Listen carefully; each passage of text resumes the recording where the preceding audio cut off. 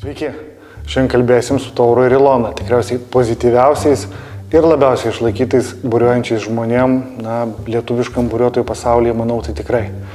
Tikiuosi, pavyks sužinoti paslaptį ir pavyks išsiaiškinti, kada visgi jie pratrūksta ir kada jų pozityvumas pasibaigia. Tai sveiki. Labai džiaugiuosi, kad atvykot pasikalbėti ir pasidalinti savo ir manau ne tik savo patirtim, ne tik su manim, bet ir su kitais buriavimo entuziastais.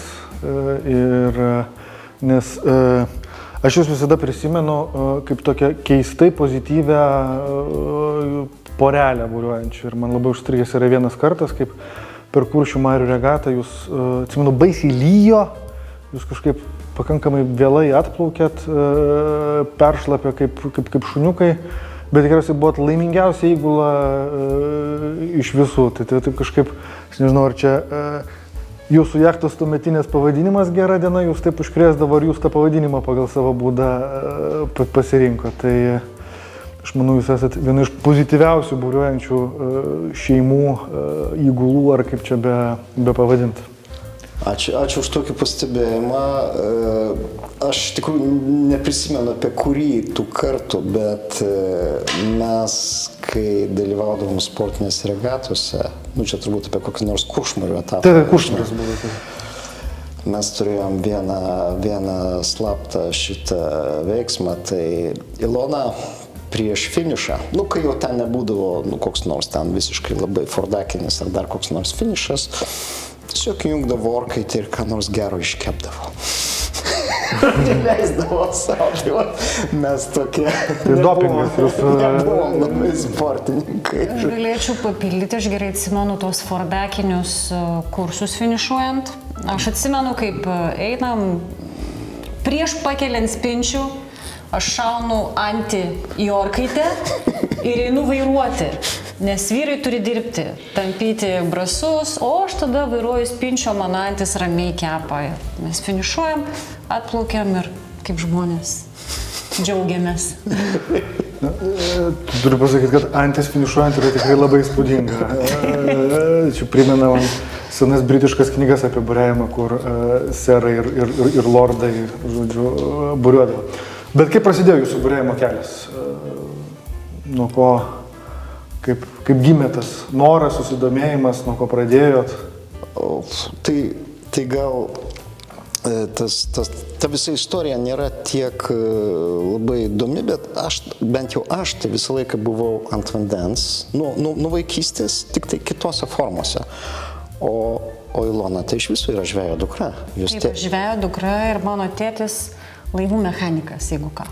Mažų laivų, kurie plaukiojo po Baltiją, piktose sąlygose, ten tikrai yra ką veikti, žodžiu, labai labai fainas žmogus.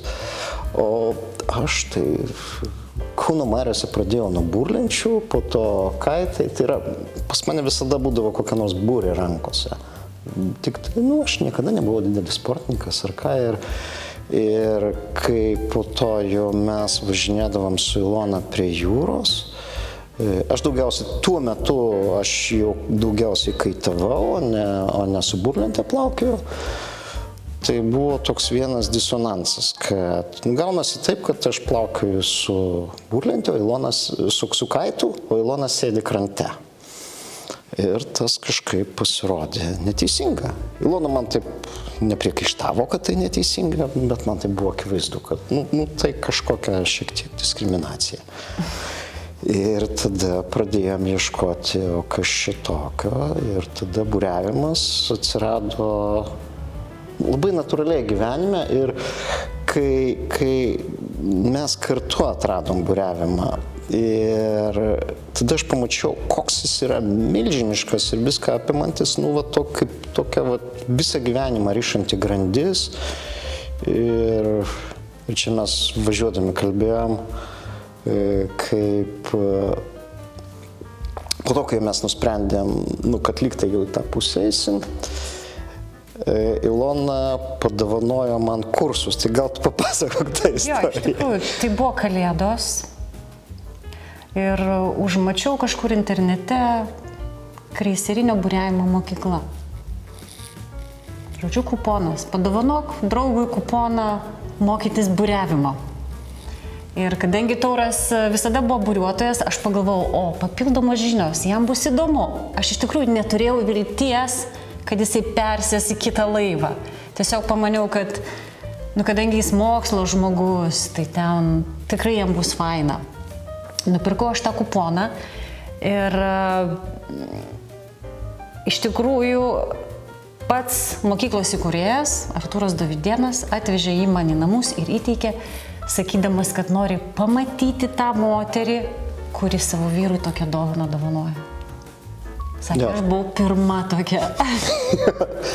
Taip mes Taurai išsiuntėm į kursus. Ir jis užsikabino. Ir turiu dar pridėti, kad mes sėdom į laivą turbūt tą pačią dieną, kai jisai gavo tą savo buriuotojo pažymėjimą. Jis taip savim pasitikėjo. Galvoju, sako, aš jau burlentininkas, viskas čia mokėjusiu, sugebėjusiu ir mes tą pačią dieną išplaukėm. Ir kaip sekasi? Įdomi. Buvo vėja. Nes kaip aš burlininkas, matęs, jeigu kas iš tų buriuotojų, paprastai, kai jachtos eina slėptis uoste, burlininkai išsitraukia burlentes. Nes jachtom per daug, o burlentin tik tai prasideda viskas. Tai vėjo aš nebijojau ir, kas ten buvo? 10 mazgų, vakarų vėjas, mes išplaukėm iš Mingės su Albin Vega, senas laivas, būrės skudurinės, bet atlaikėm, ačiū Dievui niekas neplyšo, nes dėl mano patirties aš galėjau, suplėšyti būrės mažiausiai, nes aš nepratęs prie to, kad, būrė taip padirba, kabaluoja kažkaip, tai, su burlente, kas stovi, išeini į glisą ir varai, ten iki 20 mazgų nieko ten baisaus nevyksta, o su jachta jau nuo 10 pradeda vykti. Ir viskas, bet buvo viskas gerai, labai fainai, pasidaužė, mėlynių lyg tai nebuvo, šlapi buvom visiškai. Aš atsimenu, kad prieš išplaukiant aš nusprendžiau pasidažyti blakstienas. Šventė visgi kažkokia tai jachta, viską ten. O mes išeidinėjom prieš vėją ir prieš bangą. Tai ant mūsų pylė ištisai kibirus. Buvo labai daug džiaugsmo. Buvo labai smagu ir gera. Bet po to atplaukus pasižiūrėjau aš į veidrodį ir čia viskas buvo taip nuvarvėję. Bet buvo taip faina, ta pirma patirtis, tai buvo... Bet nebuvo nuobodu iš paburlentės sėsti jachtą? Ne, tai buvo kitaip. Aš sakyčiau, kad yra visiškai kitokia dinamika ir ji mane džiugina. Nes vėlgi, aš esu toks multisportinis žmogus. Man patinka daug sportų ir man patinka mokytis. Tai ką aš atradau jachtose, kad jachtos labai tinka amžėjant, ar senstant, ar kaip tik nori, Nes čia yra tiek daug žinių. Man labai smagu mokytis, Ilona irgi smagu mokytis. O čia yra, kiek daug visko. Ir tas mokymosi procesas, kad čia viskas ir navigacija, ir technikos labai daug, tai čia, taip, adrenalinas čia yra visiškai kitoks, kai, sako, regatose, žiūrėk, mus tuoj lenks. Tas tuoj tai reiškia turbūt už pusvalandžio, neišvengiamai mus kažko aplenks. Tai yra visiškai kita dinamika, be abejo, neglisuoja tos jachtos, su kurios mes plaukiam, bet jis yra kitoks tas sportas, gyvenimas, viskas čia kartu yra.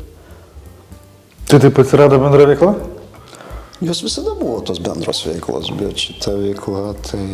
Jo, mes kažkur, dabar galvoju, 2-3 sezonus nuomavomės tą mažą laivelį, Albin Vega, čia jeigu kam įdomu, kai mes pradėjom. Ir turbūt 3 sezoną mes išdrįsom perplaukti jūrą. Su nuomot laivu, ko gero, ne? Taip, su Albin Vega nuplaukėm. Tai toks klasikinis kelias, jis nieko neypatingas, turbūt daugybė žmonių taip daro. Tai tikriausiai, tai netgi racionaliausias kelias, aš sakyčiau, tam, kad suprast, ko nori ir kaip nori. Ir vėliau atsirado Gera diena. Ar... Ja, tada atsirado gera diena, visiškai natūraliai. Bet irgi tas toks visiškai standartinis, natūralus, o kaip kitaip. Nu taip. Supratau. Jūs visai aktyviai lenktyniaudavot vienu metu. Kaip jūs įtraukėte tas lenktyninis buriavimas? Aš sakyčiau, čia yra labai paprasta, kad čia turbūt vienas iš mano gyvenimo principų. Yra gerai būti tarp aktyvių žmonių ir tarp tų žmonių, kurie gali kažką parodyti. O buriavime taip yra. Akivaizdu, kad sportininkai yra tie žmonės, iš kurių reikia mokytis. Aš visada sportininkam gyvenime jaučiau labai didelę pagarbą ir man sportininkai, nepaisant to, kad jie yra tokie, žodžiu, man jie yra pavyzdys tos tokios mobilizacijos siekiant tikslo. Ir man sportininkai, kaip bebūtų keista, yra kažkuria prasme gyvenimo mokytojai. Man labai svarbu sportininkai, nes aš turėjau laimę vaikystėje turėti 2 klasiokus, kurių vienas iš jų buvo pasaulio čempionas, kitas žymus krepšininkas. Ir aš mačiau, kiek daug jie dirba. Ir kai aš labai dažnai prisimenu. Tai man būti šalia sportininkų, nors aš pats niekada nebuvau didelis sportininkas, tai buvo gyvenimo mokykla. Tai tas pats su Kuršmare. Man tai buvo gyvenimo mokykla. Aš mačiau žmonės, kurie daug siekia. Stengiausi būti truputį panašus į juos ir man tai patiko. Aš truputėlį papildysiu. Iš tikrųjų, pas mus atsirado įgulos narys. Tikras sportininkas. Jis pats pasiprašė į įgulą. Kaunietis, Gytis toks. Jis yra labai daug plaukęs, labai patyręs. Ir ta regata atvėrė visai kitą pasaulį buriavimo. Staiga atsitiko taip, kad vieno plaukimo metu išmoksti tiek, kiek anksčiau per sezoną ar 2 tik tai. Staiga tu supranti, ateina tas momentas, o tai štai ką reikia daryti, kad laivas greičiau plauktų. Tai iš to žmogaus mes labai daug mokėmės ir turėjom be proto daug džiaugsmo, bet mes priėmėm sprendimą, kad, taip, mūsų laivas yra toks šiek tiek kruizinis, tai įtampos mes nedarom, mes plaukiam dėl šventės. Mes stengiamės niekam negadinti nuotaikos, nei savo, nei kitiem. Mes plaukiam taip, kad būtų šventė mums ir kitiems. Džiaugiamės gyvenimu. Jūs tai nuolatos darot, kiek aš jūs sutinku, jūs visada džiaugiamės gyvenimu. Taip net pavydu reikia pripažinti. Man tokiam bambekliui žmogui, tai kyla visą laiką klausimas, kaip iš kur rasti tiek pozityvumo. Kalbant apie sportinį buriavimą. Sportinis buriavimas, jeigu pavyksta rasti gerą kompaniją, iš kurios galima mokytis ir pats tai esi linkęs daryti, tai iš tikrųjų kaip suspausta tokia spiruoklė. Tiek daug visko galima išmokti ir panašiai. Tuo pat metu ir pažįstu ir galbūt iš šono esu matęs daug žmonių, kurie daugybę metų sportuodami, jie moka, pavyzdžiui, labai greit pritraukti šotą ir persėti ant kito borto. Ir jų įgūdžiai kartais visi kiti būna labai riboti. Tai aš taip sakyčiau, kad esu realistas toksai sportinio buriavimo, kad kiek tu pasimt gali labai daug, bet turi pats įdėti noro, kad tos dalykus pasimti ir turėti tinkamą kompaniją, kuri tavo atiduotų tą žinias ir tą informaciją. Tikrai taip, čia kampas geras ir jeigu imti gyvenimo filosofiją, tai tikrai taip. Kad pas mūsų gyvenime galbūt yra šiek tiek tokio pozityvaus hedonizmo, kad žodžiu, pastangos turi džiuginti. Tai gal iš to išeina, kad kodėl po to Viduržemis? Mes pardavėm vieną iš savo verslų, visai sėkmingą, ir atsirado šiokie tokie pinigai ir čia pat buriavimas ir tada, sakom, padarom kažką tokio, nes galėjom nusipirkti nekilnojamą turtą, kur nors, kur mums patinka. Tai nebūtų didelis turtas, bet vis tiek tai būtų turtas. Racionaliai mąstant, buriavimas yra visiškai neracionali veikla. Nu, tiesiog pinigai bala į žydinį, kur tik nori, bet tik tai ne. Nes jeigu tu nusipirki nekilnojamą turtą, tai tikėtina po 14 metų pardavęs tu turėsi bent jau tą patį, greičiausiai daugiau turėsi, maža to tu juo naudosis. Ne? Tai kaip ir į pliusą. Buriavimas yra priešingai. Sakykime, nusipirko mums pakankamai brangų laivą, bet aš net neskaičiuoju, kad kai jau, sakykime, po 14 metų jį pardavinėsim, aš nors ką gausiu. Greičiausiai nieko. Sakykime, tuo skiriasi nuo nekilnojamo turto. Tai yra. Bet iš kitos pusės, žiūrint į gyvenimo filosofiją, mūsų gyvenimo filosofiją, pinigai turi džiuginti. Tai kaip ir bet kokios pastangos, vis tiek jos turi teikti džiaugsmą. Tai iš to ir išeina. Kaip padaryti, kad būtų to džiaugsmo šiandien? Man tenka kartais dėstyti asmeninius finansus, tokį keistą sritį. Ir ką visą laiką sakau studentams, kad va čia yra racionalus asmeninių finansų valdymas. Principai, kaip tai reikėtų daryti, ką reikėtų žinoti. Bet žinokit, jeigu jūs viską darysite taip, kaip reikia, jums bus žiauriai nuobodu ir gyvenimas praras bet kokį džiaugsmą ir bet kokį žavesį. Jūs buvote vieni pirmųjų ir gal net vieninteliai, kurie viešai ir labai išsamei džiaugiatės buriavimu Stokholmo archipelage arba Švedijos archipelage. Aha, čia geras kampas. Ir iš tikrųjų aš pats labai myliu ir mėgstu ir tikriausiai viena iš nedaugelio vietų, kur norisi grįžti, tai man yra būtent į Švediją, į visus šitos begalinius salynus ir pabūt tenai. Tai kaip jūs atsidūrėt šitam archipelage ir kame žavesys jūsų akimis tenai?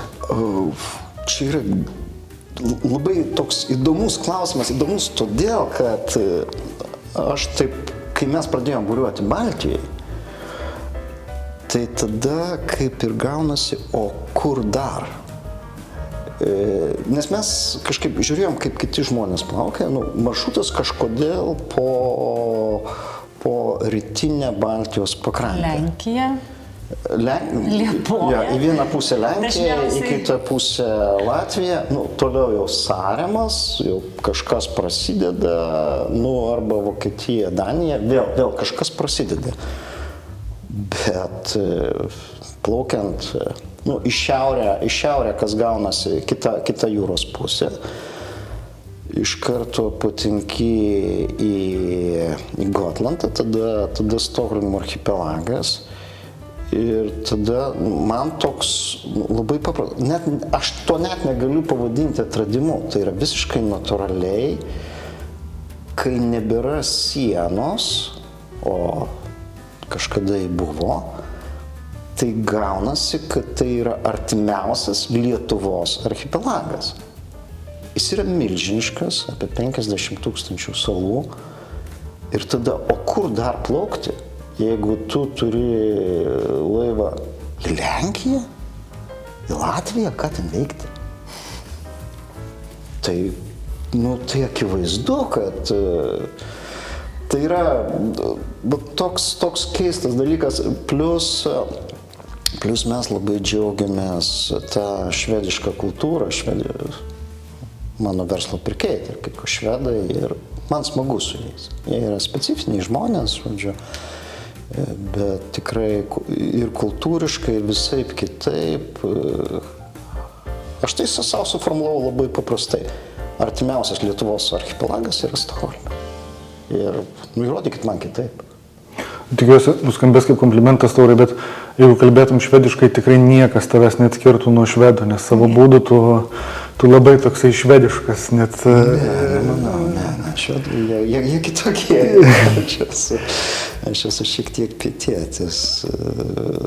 Tai Taip, bet aš juos suprantu, man jie patinka ir man ten būti, ir Ilonai būti. Ir mes jau ten būti gera. Turbūt 10 metų kiekvieną vasarą plaukiam.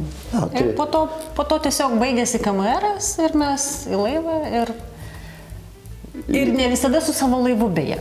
Jeigu būtų kam nors įdomu žinoti, tai mes išbandėm įvairius variantus. Mes esam su savo Gera diena plaukę. Prieš tai su Albin Vega padarėm pirmąjį reisą. Po to mes nuomavomės keletą kartų, kai buvo gausiai nuoma Klaipėdoje. Buvo, taip, visai sėkmingai. Man rodos, kokius 3 kartus nuomavomės. 3 kartus nuomavomės. Tiesiog mes nusprendėm, kad norim plaukti su šeima, mums reikia daugiau žmonių, daugiau komforto. Tai buvo sėkmingas projektas ir dar porą kartų išbandėm nuomą pačioj Švedijoje. Mes nuomavomės laivus prie Stokholmo. Ir tada jau nebereikia plaukti per jūrą, tada jau lieka visas archipelagas ir tas atostogų laikas toks labiau prognozuojamas, jau nebeturi šitos rizikos, blogo oro, kažkokio tai laukimo, kol išplauksi. Tai mums šitas variantas labai pasiteisino. Tai tokį tikrai rekomenduotumėm. Pavyzdžiui, kas pirmą kartą, kas bijo ten išbandyti save, ten paros plaukimas per jūrą, tai variantas išsinuomoti laivą Švedijoje ir paplaukioti. Ja, ir tas atostoginis formatas, gaunasi, jeigu plauki iš Klaipėdos, tai tam, kad tu jau pajaustum tą džiaugsmą, tai reikia minimum 2 savaičių. Minimum. Nes para perplaukimo iki Gotlando, tada para atsigauti, nes po to reikia tada kitą parą jau patinki į archipelagą. Tai jau 3 paros yra iškritę, bet su sąlyga, kad pasitaikė geras oras, o jeigu dar reikia laukti lango, tai skaityk vidutiniškai 4-5 paros į vieną pusę. Reiškia atgal grįžti taip pat. Reiškia kelionė 2 kart po 3 paras, jeigu labai sėkmingai susiklosto, jau 6 parų nėra. Tai reiškia, tam, kad patekti į Stokholmo archipelagą, iš to buriavimo atostogų dingsta 6 paros. O džiaugsmas yra tenai, nes tenai nėra bangos, nėra jūrlygės. Ilona, tarp kitko, labai jautri jūrlygė, aš ne. Ir tada gaunasi 6 paros kaip ir to tokio sunkaus buriavimo, o džiaugsmas visas likęs. Tai jeigu iš 7 parų atėmė 6, tai tau nieko nelieka. Jeigu iš 14 parų atėmė 6, o realiai taip nesigauna, kad 6 paros. Reikia šiek tiek daugiau, nes visada pasitaiko koks nors blogo oro langas, kai reikia pralaukti. Tai iš 14 atėmus 6 arba 8 jau lieka vėlgi, sakykime, 6 arba 8 paros jau to džiaugsmo. Tai ta proporcija tokia gana nedėkinga yra, žodžiu.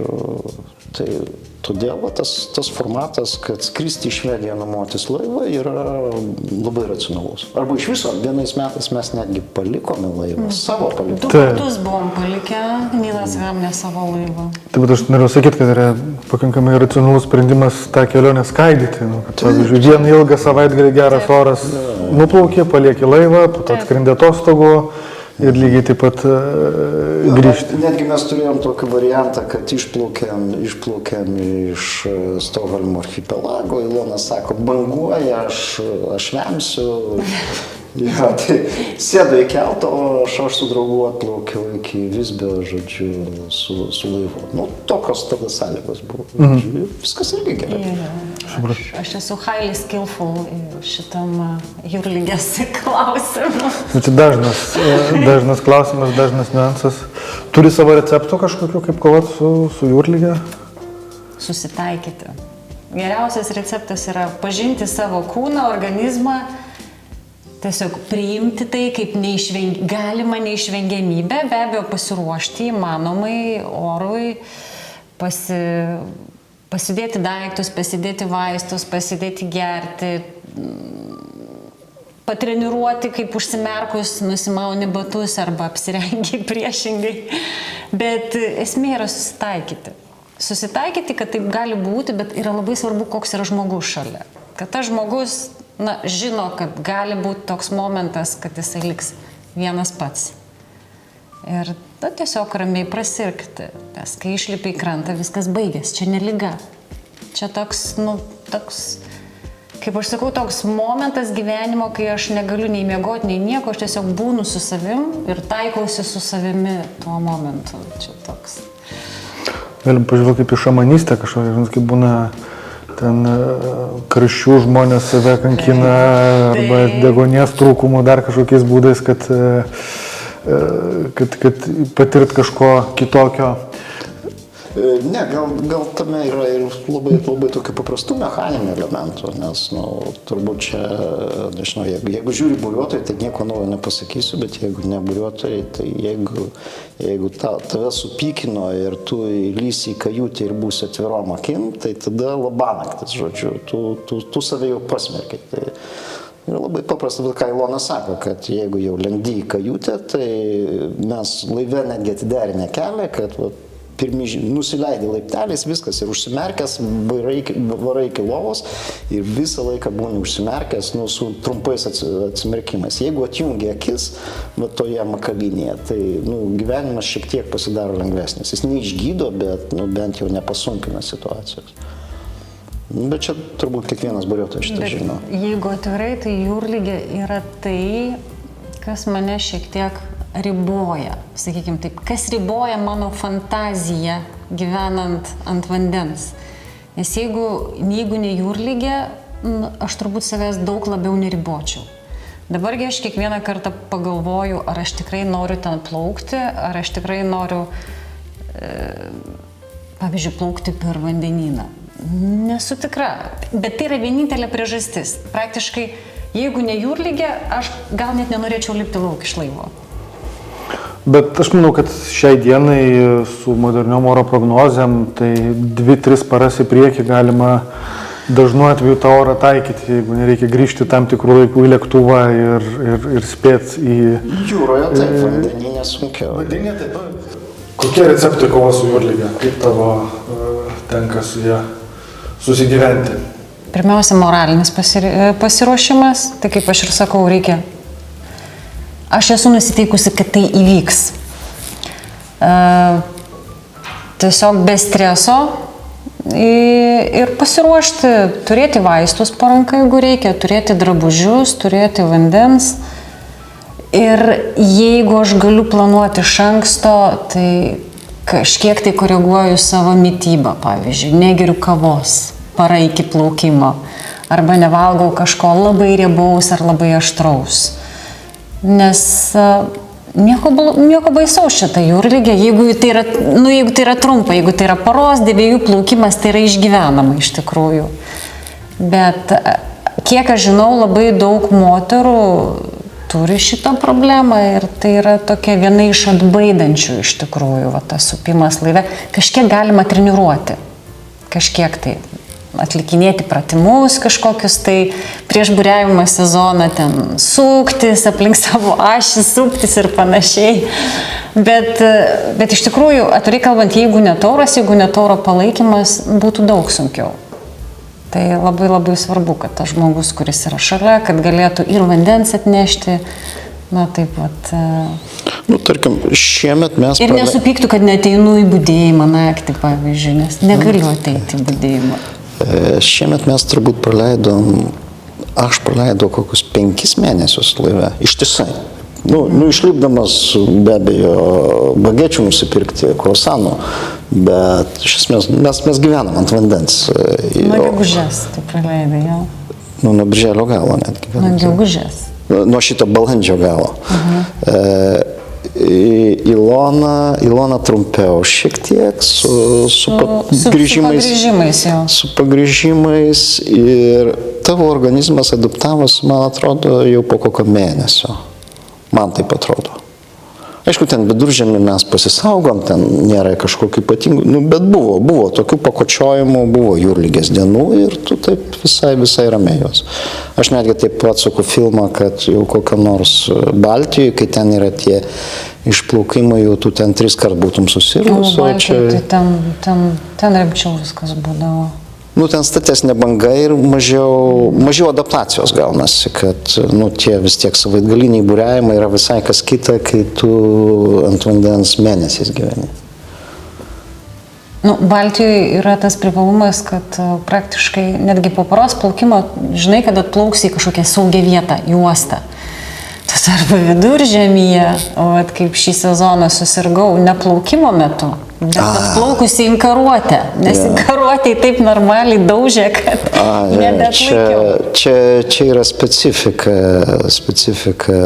Iš tikrųjų, kad nes mes Viduržemį mes šį sezoną uostuose labai retai stovėdavom. Specialiai taip ir įdomiau ne uostuose ir ekonominė prasme. O yra vietų, kur ten buvo, nežinau, Korsikos ar Sardinijos krantas. Sardinijos krantas, rytinis, ir ten nėra kur slėptis. Tiesiog, jeigu jau ten papučia iš pietų, tuo metu buvo banga berods, žodžiu, nėra kur slėptis, tai mes turėjom plaukti, po to Ilona užvoliojo, naktį prakentėjom ir aš tada plaukiau turbūt 40 jūrmilių. Už 40 jūrmilių buvo artimiausia įlanka, kur jau galima pasislėpti nuo tos bangos. Kartais tai pasitaiko, žodžiu, kad nėra kur pasislėpti. Ispanija, tarp kitko, visa tokia yra, žodžiu, kur nėra kur slėptis, tik tai uostuose. Bet... O tenai netgi uostų normalių nebuvo. Apačioje Kaljaris, kur ten, žodžiu, tuo metu vėjas neleido netgi įplaukti, o viršuje ten tik tai Porto Červo apylinkės. Jo, mūsų pribojimas yra laivo dydis ir vis tik tai tokių uostų, kur tilptų mūsų laivas yra netiek jau daug Viduržemyje. Arba rast vietą tenai. Taip. Ar už katalikišką kainą, sakykime taip, ar ne, nenorint mokėti kokius 200 už parą? Ne, tai jeigu plauki tuose jau, ar Kotazūrė, tai visi tie uostai talpina tokio didžio laivus, bet jeigu plaukai aplink salas, tai, arba tai ten tokie jau turistiniai uosteliai visiems žinomi, arba žvejų uosteliai. Tai į žvejų uostelius mes netelpam. Kas logiškai. Visada kartu. Būriuojat, bent jau taip. Iš šono atrodo ir manau tikrai dažnas būriuotojas pavydės arba supras šitos bendrystės svarbą ir vertybės. Kiek tai daug reiškia, nes yra daug šeimų, porų, kurios būriuoja, bet tai dažnai būna galbūt auka iš vienos pusės arba būriuojama ne taip, kaip galbūt norėtų. Pavyzdžiui, yra išplaukima atostogų būriuot ir nė karto nepakeliamos būrės. Jums kažkaip pavyksta visą tai suderinti. Kaip jūs gyvenate su šituo iššūkiu?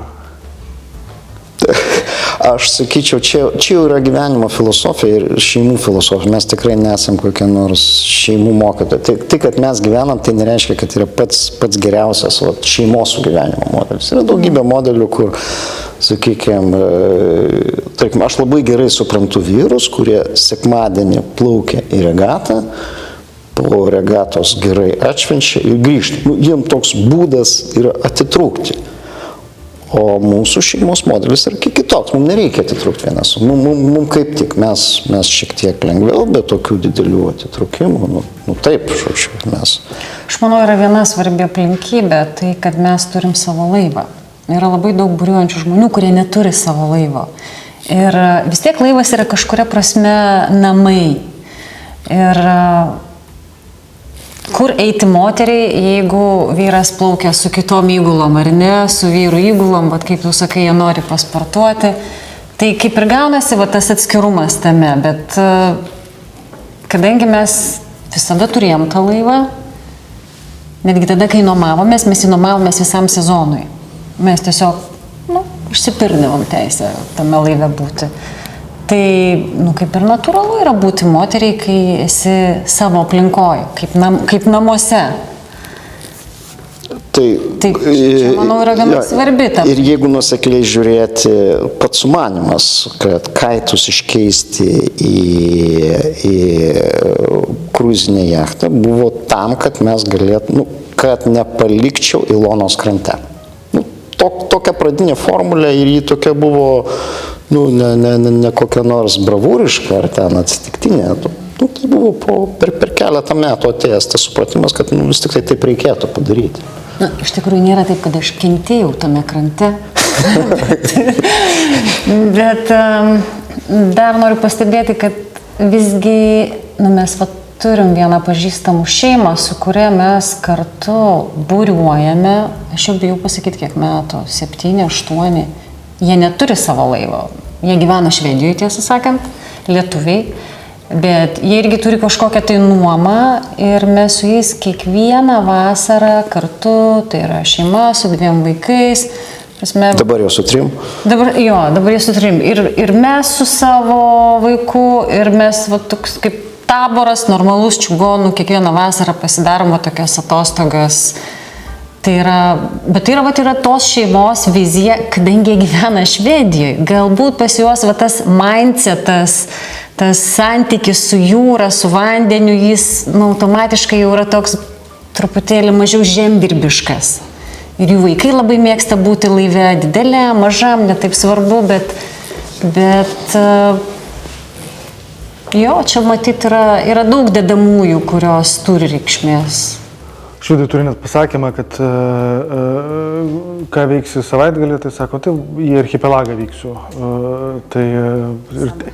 Ir tai gali reikšti bet ką. Sandhamnas tai pakankamai išskirtinė vieta. Ten, žodžiu pasakyti, žemiški švedai retai kada apsilanko. Aš manau, kalbant apie Sandhamną, kokios jūsų Stokholmo archipelago tokios top 3 ar top 5 vietos? Arba kaip, ką pamatyti, pavyzdžiui, kas nors paklaustų. Nu, tai čia kaip ir viskas labai paprasta, kad Sandhamnas, Nynashamnas ir Vesahamnas, kur prie pat Vazos muziejaus. Tai čia 3 taškai ir tada plaukai visur. Iš tokių pakeliui, ką reiškia, kur dabar būriuotojai plaukia, visiškai tas logiškas maršrutas per Gotlandą, jeigu iš Klaipėdos plaukiu, tai arba pietinį gabalą per Burgsviką, arba per tarpą tarp Fario ir pro Farezundą.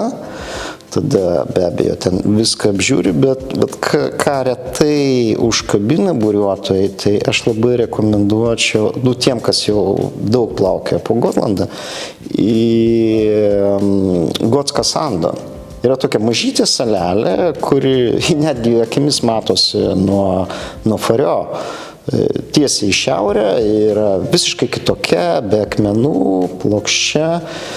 Ten tik tai inkaruotis galima, ten nėra uostų ir ten yra ruoniai. Tai tų ruonių stebėjimas, didžiulis džiaugsmas yra, žodžiu.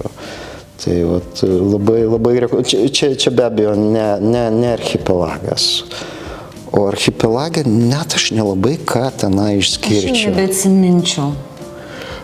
Bet turbūt išorinis archipelagas yra įspūdingesnis. Mes išoriniu vadinam tai, kas yra jau jūroje, ten tokios... Riba yra Sandhamnas, ką švedai laiko vidiniu archipelagu ir išoriniu, žiūrint iš Stokholmo. Tai nuo Sandhamno prasideda jau ta riba, kur jie mato, kad išorinis. Tai tas išorinis mažiau civilizuotas, jau tenai yra tokie kaip tiesiog uolos iš vandens išlindusios. Jis vizualiai yra gražesnis gerokai. Švedai turi tokį dalyką, kad šeimos turi savo vieteles ir savo maršrutus šitam skiergård išoriniuose škeruose, nes iš tikrųjų jūrlapiai, jeigu ten jau narsti tarp tų uolų, jie nėra labai tikslus. Tai būna turi savus maršrutėlius ir man netgi vienas yra su pavydu pasakojęs, kad jisai žino, kaip nuplaukti pat iki tos salelės, pakankamai didelė jachta. Ir sako, o man niekad nėra pavykę, sakė. Ir aš galvoju, kaip jisai tenai nuplaukė. Ką reiškia nepavykę? Reiškia jis... Bumtelės į akmenį kažkokį, nes kadangi, sakau, nėra tikslaus pažymėjimo, kurį akmenį iš kurios pusės plaukti. Šiek tiek mistikos tame, kad nėra... jeigu imti patį banaliausią navioniksą ir įjungti akis ir, žodžiu, ir sveiką protą, viskas ten yra saugu ir, žodžiu, nu, ir dar patirties šiek tiek. Mes esam vieną kartą bumtelį, 2 kartus gal ne. Vieną. Ja, tai, Jeigu apie kietą bumtelėjimą. Ja, bet todėl čia buvo kapitono įgūdžių stoka, kad aš visada pratęs pasistatyti ploterį priekių į judėjimą, o tai buvo numuotas laivas ir jis, nu, turėjo į šiaurę, žodžiu. Aš tiesiog nemokėjau, buvo jį galima atvers, bet tiesiog, nu, aš neskyriau to pakankamai laiko, kol jis aiškinti. Ir tada, žodžiu, aš praradau orientaciją, tai buvo daug vėjo, nu, bjaurios sąlygos buvo, žodžiu, ir buvo mano visiška klaida. Nu, bumtelėm, nieko dramatiško, ten mažas greitis. Bet tai ne todėl, kad buvo... Mes jau buvom jungę bulinį. Ja, ne todėl, kad tai buvo netikslus jūrlapis, o todėl, kad kapitonas nesugebėjo greitai apversti, žodžiu,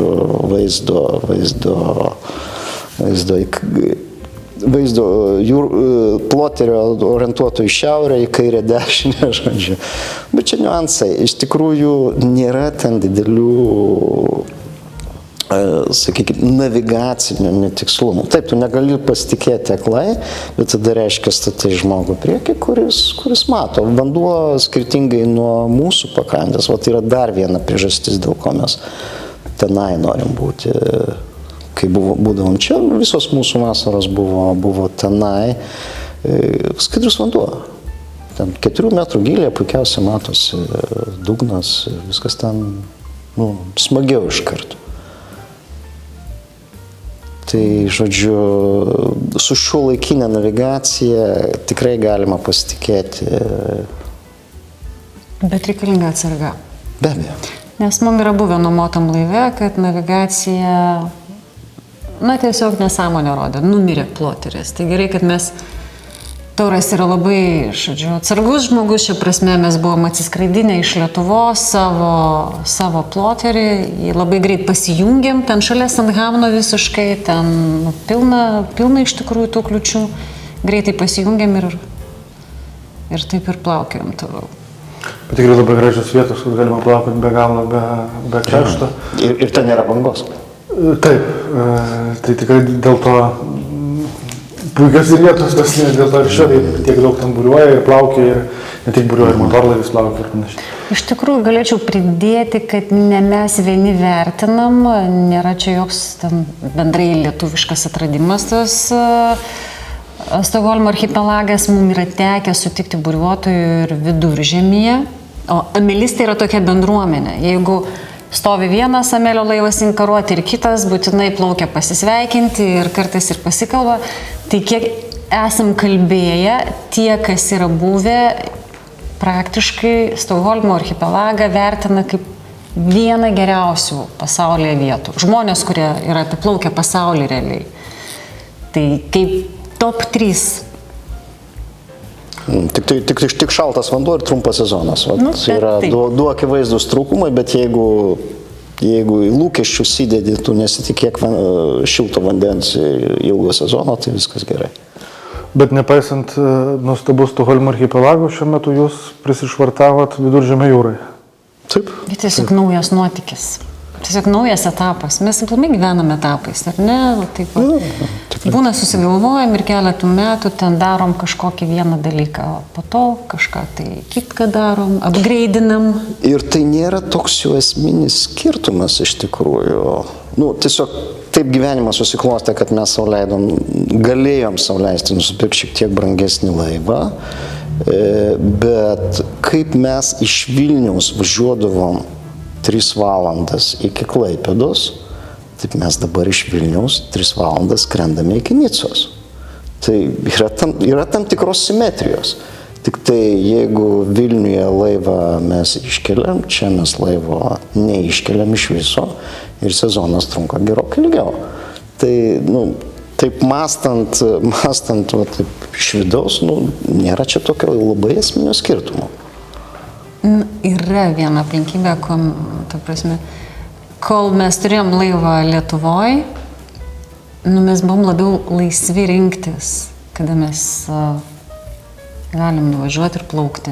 Dabar mes to pasirinkimo, tokio lankstumo turime mažiau, kadangi mes uoste laikom laivą tik žiemą. Žiemos kontraktas yra nuo spalio iki gegužės. Reiškia, gegužės 1 mes privalom pasiimti laivą ir išplaukti. Tai čia toks yra. Ta rutina yra visai kitokia. Ir spontaniškumas tikriausiai nori šiek tiek dingsta, nebegali vidury dienos sugalvoti, kad vakare važiuoju į Klaipėdą ir plaukiu į Nidą. Taip, tas kitaip, bet štai gyvenimas ant inkaro, jis kitoks, mes to neturėjom. Ir jis turi savo žavesio, turi savo apribojimų, bet žavesio taip pat turi. Kol kas žavesio tikrai daugiau negu apribojimų. Aš sakyčiau, pinigai turbūt didžiausias ribojimas, ar ne? Be abejo, tai visada reikia skaičiuoti, nes kitaip nesigauks. Jūs šiuo metu būrėjot su Ameliu. Amel 54? 53. Super Maramuva. Kodėl Amel? Čia irgi tokia keista, nežinau kaip čia pavadinti, liga, kai žmonės būna Citroenais važinėja, tai vat... Čia kažkas panašaus. Yra buriuotojai, kurie Amelius labai mėgsta, kai mečiau visą šitą subtilybę. Aš tiesiog galvojau ir net nebežinau, ar yra kitas toks gamintojas, kuris turėtų tokią bendruomenę ir tokį... Ko gero, gal kažkada Nautiketai tai turėjo... Svonai tai turi, bet yra kiek kitokio formato, kitokio žanro bendruomenė. Humber Race, ko gero, būtų arčiausiai šito. Tas yra ir iš tikrųjų, kai mes padarėm tą sprendimą, mes viso šito, to ko gero pagrindinio dalyko, kad yra bendruomenė, kuri labai daug padeda, mes to nežinojame. Nes Amelis turi pakankamai daug apribojimų ir trūkumų, kur vėlgi aš jau tik tai vėliau tą išsiaiškinau, kad jis nėra ten top laivas, bet jeigu tą subalansuoji su savo lūkesčiais, tai gaunasi, kad džiaugsmo tas laivas teikia adekvačiai daug. O dabar tas bendruomenės buvimas ir tai, kad tai yra monotipas, tai ką tai duoda? Tai duoda labai supaprastina laivo priežiūrą, nes tai yra prancūziškai užkomplikuotas laivas, jame labai daug elektromechanikos, daug komforto elementų, kuriuos jie nėra tikrai kvailai padaryti, jie protingai padaryti. Jeigu lygint su Citroenu, tai čia tas palyginimas tik tai, kad abu prancūziški daiktai. Citroenai yra daug kvailų sprendimų, inžinieriškai kvailų sprendimų. Amelija jų nėra, yra vienas kitas toks, galima būtų padaryti geriau, todėl išleidžia naujesnius modelius, bet kvailų sprendimų ten beveik nėra. Ir yra didžiulė bendruomenė, kuri pasako, kad ten, tas elektros variklis turi bėdą, kad jis pastatytas vertikaliai ir į jį patenka vanduo ir jis sugenda. Tu pasirūpink tą tarpinę pakeisti reguliariai, tepalą įpilti. Tai tokie dalykai, nerealiai supaprastina problemų sprendimą. Tai tas yra žiauriai gerai. Ir sukaupta didžiulė patirtis, yra vienas žmogus, kuris ten didžiulę 600 puslapių knygą labai gerai iliustruotą padaręs. Jo klausinėti galima už 300 eurų kainuoja jo servisas per metus, gali klausti 24 valandas per parą. Jis realiai atsako su paveikslėliais, o ką šitoje situacijoje reikia daryti, jeigu ne ten forumuose. Tai tas labai supaprastina gyvenimą. Tai man labai sudomina, tu paminėjai, kad Amelis ir trūkumų turi. Tai kokių trūkumų turi Amelis, nes čia Bet čia tikriausiai pirmas skirtumas nuo citronistų, nes citronistai niekada nepripažins, kad citronas trūkumų turi. Kuris neina prieš vėją. Neplaukia prieš vėją. Neplaukia prieš vėją,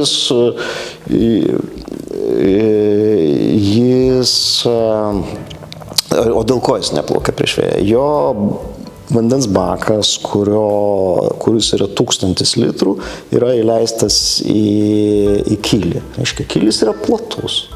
Tai net jeigu tu jį pakreipi prieš vėją, jis turi labai didelį dragą, žodžiu. Maža to, jo vantai dėl paprastumo ir tvirtumo įdėti laivo šonuose. Tai reiškia, kad genoje, kai tu ją išskleidi, jis stovi plačiai. Tu negali pritraukti genus. Vat iš principo negali pritraukti, nes tau vantai neleidžia. Jis taip sukonstruotas. Ir jis sukonstruotas principu, kad džentelmenai neplaukia prieš vėją. Kartais reikia plaukti prieš vėją. Tai tie naujesni modeliai turi staysailą, kuris, bent jau, bet vis tiek, staysailą jis turi, bet jo kylis yra platus, nes bakas vis dar yra pačioje. Tai tokių dalykų, bet jeigu tu susitaikai... Išspaudžiam 70 laipsnių tikro vėjo. Čia realistiškai. 70 tikro mes galim išspausti. Ne, išspaudžiam 50 tikro vėjo, bet turi būti jau tada, žodžiu, kai nėra bangos ir vėjas ten apie 15 mazgų, tai tada jis plaukia 50. Visada banga. Ką reiškia 50 tikro vėjo? Tai reiškia, kad tu vendo 90 laipsnių su tuo laivu niekaip nepadarysi. Jis toks yra, žodžiu.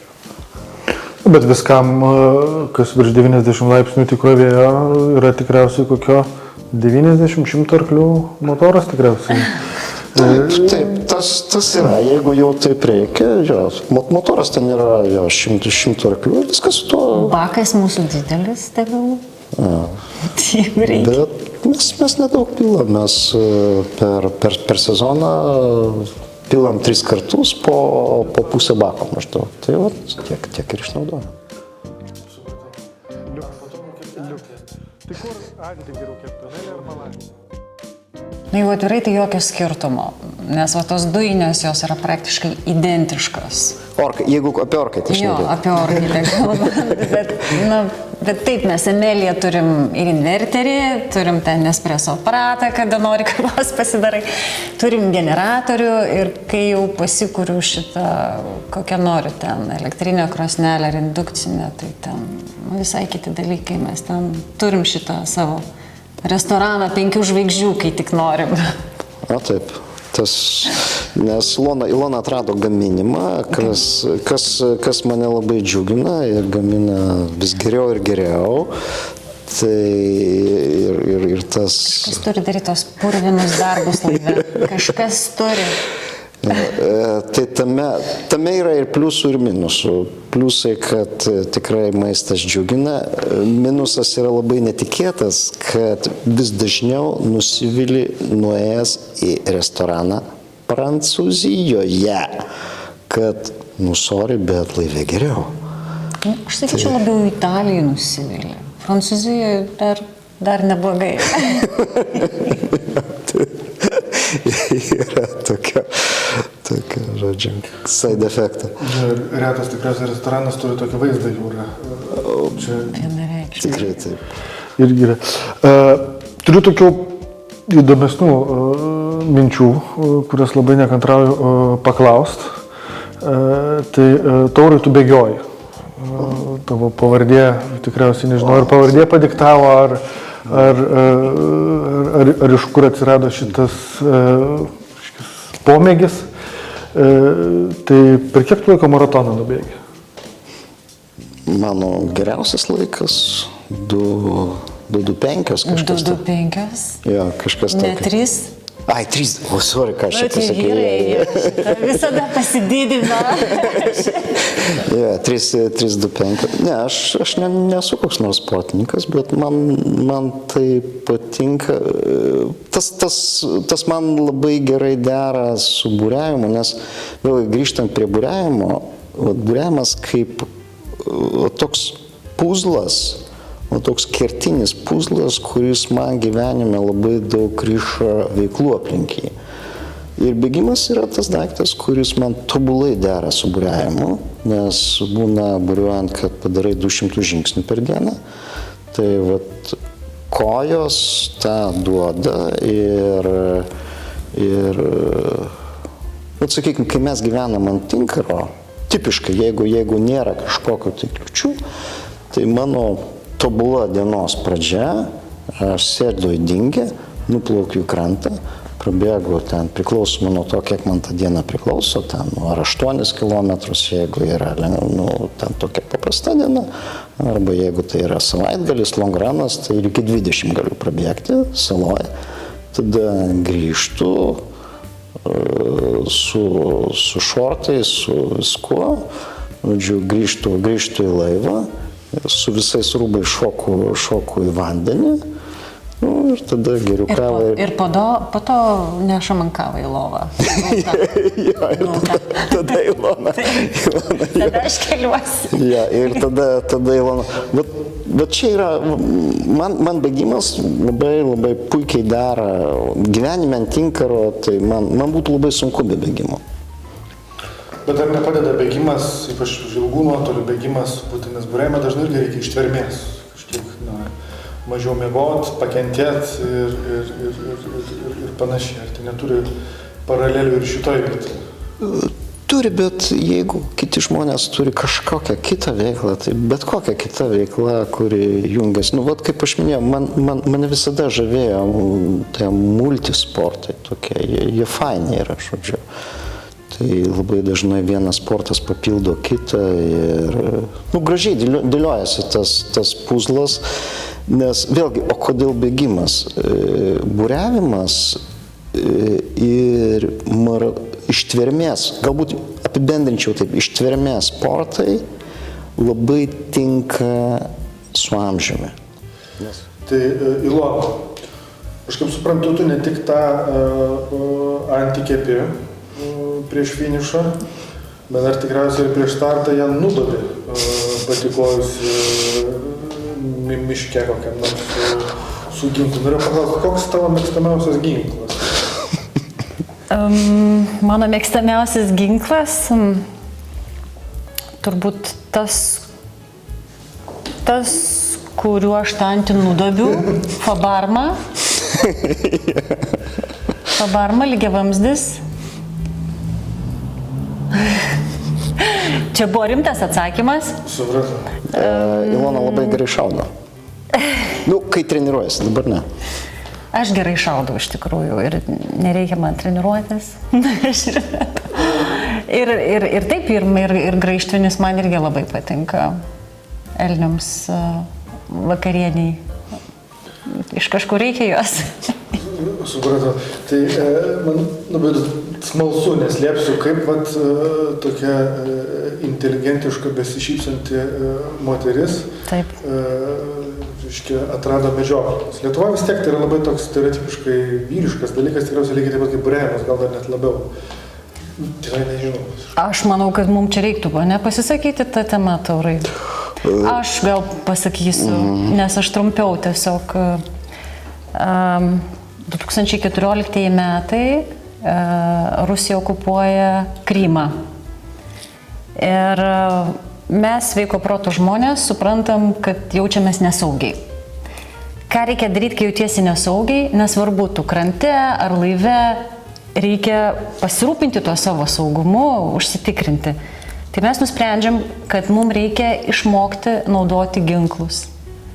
Baigiame savigynos kursus, išsilaikom egzaminus, ir ką, įsigijam pistoletus. Tai su pistoletu. Po to protingi žmonės mus paprotina, kad tai yra ginklas trumpam atstumui. Ir iš tikrųjų apsigintum tik tais, jeigu susijaudinęs, jeigu tave kažkas pultų ten 10-15 metrų atstumu. Ir kad iš tikrųjų reikia galvoti apie rimtesnius dalykus. O čia yra tik dvi opcijos, kaip gauti, pavyzdžiui, graištvinį ginklą, tai yra būti arba sportininku, arba eiti sportuoti, arba eiti medžioti. Tai taip mes nusprendėm tapti medžiotojais, labai daug mokėmės, išsilaikėm kursus ir medžiojam, nes kažkuria prasme tai yra praktika iš vienos pusės, nes tai nėra taip paprasta, atimti gyvybę, tai nėra lengva, net ir atrodo kažkokiam mažam gyvūnui. Tai tam reikia su savimi susitaikyti, reikia tam tikros psichologinės kovos ir reikia supratimo, kodėl tą darai, daug kartų pagalvoti, atrinkti tą gyvūną ir suprasti gamtą. Įdomus man toks yra aspektas, nežinau, ar po to slepiasi kažkokia idėja, ar tai gimsta natūraliai, bet jūs esat patapę, gal kiek labiau tauras, tokiais tam tikrais ašimi, būtent to tokio turistinio, pramoginio būrevimo, būrimo, skatinimo ir nežinau kaip pavadinti, telkimo, tikriausiai tas žodis galėtų būti. Kaip jums atrodo ta buriuotojų bendruomenė iš šono, nes reikia pripažinti, ne visai tipiški tokie bendruomenės atstovai, bent jau tą lietuvišką žiūrėti bendruomenę. Kaip šiuo klausimu jums atrodo? Kadangi mes matome medžiotojų bendruomenę, irgi kaip bendruomenė, ne, tokia, visokių, aš nesu labai didelis visuomenininkas, bet aš laikas nuo laiko pabūnu kokios nors ten judėjimuose, kur kažką tai jungia, Infobalte aš ten kažką tai veikiau. Ir aš sakyčiau, buriuotojų bendruomenė yra gana sveika. Gana sveika, nes sugeba jungti skirtingų išsilavinimų, skirtingų interesų žmonės. Taip pakankamai kiekvienoje bendruomenėje, kokie jie bebūtų, būna konfliktų, noro susiskaldyti. Šito yra pas buriuotojus, bet labai nežymiai. Negali nebūti tų konfliktų, nes tai natūralu yra. Tai aš tai labai man patinka buriuotojų bendruomenė. Kas yra gerai paskutiniu metu, bent jau toj mūsų Facebooko grupėje, kad pavyko išgauti tą tokią pagarbą galbūt. Kad nėra kažkokiu tai užsipuolimų, kas natūraliai anksčiau būdavo,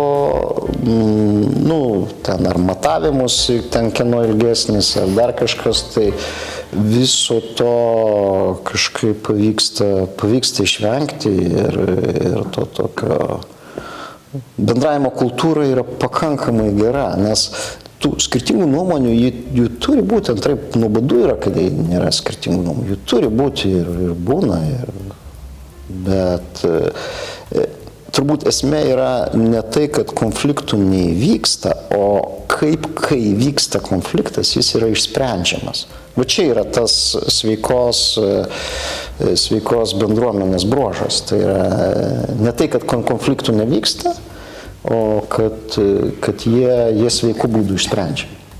Aš galėčiau pridėti nuo savęs. Mano stebėjimo bendruomenė, sakykime, tokia kaip kruizerių bendruomenė, ar ne, keliautojų, jinai yra dar tik besiformuojanti. Ir jos nelabai yra su kuo palyginti Lietuvoje, nebent su savaitgalio buriuotojais Lietuvoje. Ir kas yra gerai su ta kruizerių bendruomenė, ir gal netgi geriau negu su sportininkų bendruomenė visumoje, kad tipiškai keliaujantys žmonės paprastai daugeliu atveju moka užsienio kalbų kažkokių tai, pavyzdžiui, anglų kalbą. Ir tuo pačiu keliaujančių žmonių akiratis yra platesnis. Iš čia ir ateina ta kažkokia tai ir bendravimo kultūra, ir dalinimasis patirtim, jis yra kitoks negu kad sėdėtum savo kažkokiam, kad ir labai jaukiam Mingės klubelyje ir ten tik savaitgaliai susitiktum ir paburiuotum kažkur aplinkui. Ne, bet Mingės klubas gal čia... Aš čia tik pavyzdį sakau. Nes Mingės klubas yra šviesulys iš tikrųjų, tai jį paminėti kaip kažkokia pribota gal nereikėtų. Aš kalbu labiau apie tai, kad yra žmonių, kurie pavyzdžiui, tiesiog neplaukia niekur iš Lietuvos, ar ne? O kruizerių bendruomenė, kruizeriai kaip žmonės, jie yra keliautojai, tai jau yra pasaulio žmonės. Ir ypač ateina vis daugiau jaunesnių žmonių, pas jų jau yra visai kitas mindsetas. Net nežinau, koks tas lietuviškas žodis būtų atitikmuo, bet... Pasaulėžiūra. pasaulyje žiūro jo.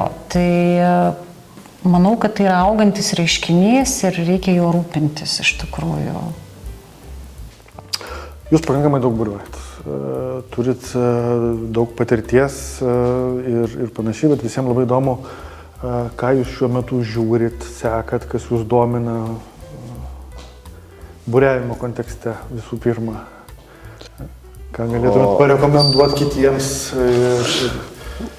be amelistų masonų ložės? Fainas klausimas. Aš galbūt pradėsiu nuo Ilonos, nes Ilona šiuo metu mokosi prancūzų. Ir tai yra visiškai buriavimo poreikius atitinkanti veikla. Ir tai pakankamai rimtai mokosi. Ką tik tai laikė egzaminą, žodžiu. Jau 3 metai.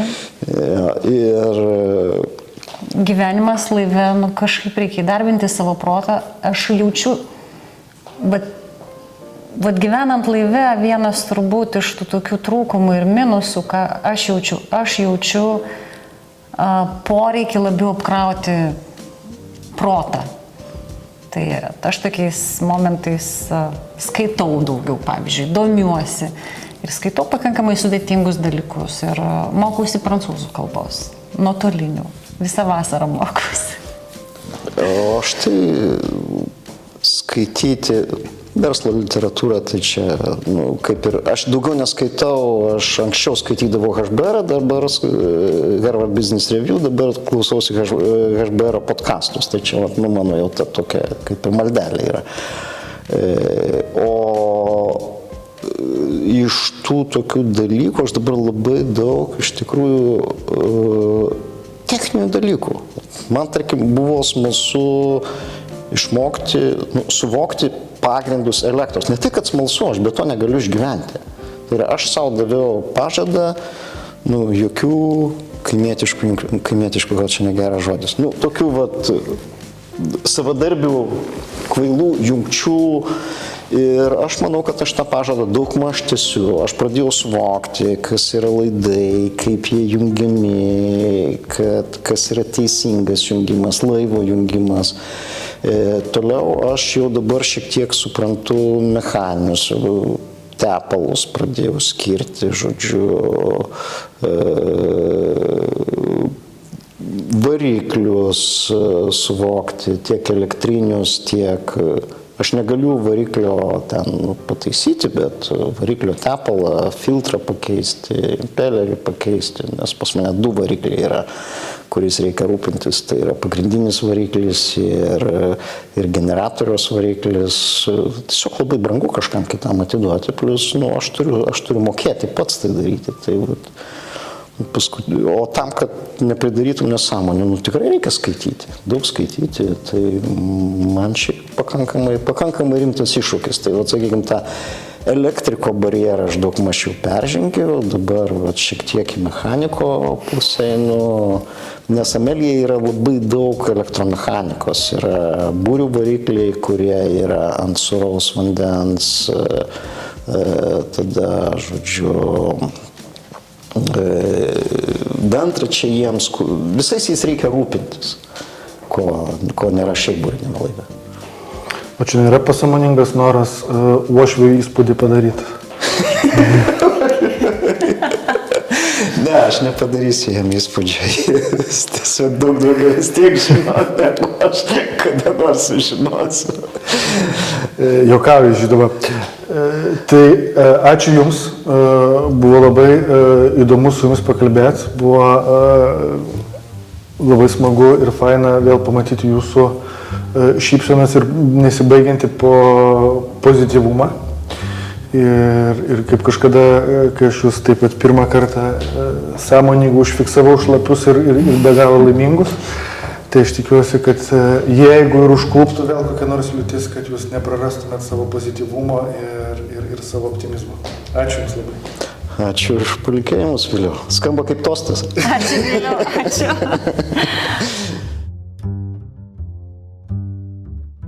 Man nepavyko išprovokuoti Taurą su Ilona, parodyti savo kažkokį kitokį, o ne šitą ramų, pozityvų ir išlaikytą veidą. Tai yra Nuostabūs žmonės, kurie bet kokią audrą, bet kokią liūtį ir bet kokį iššūkį pasitinka su šypsena ir su pozityviu požiūriu į tai. Džiaugiuosi ir tikiuosi jums irgi buvo įdomu. Ačiū ir iki kitų kartų.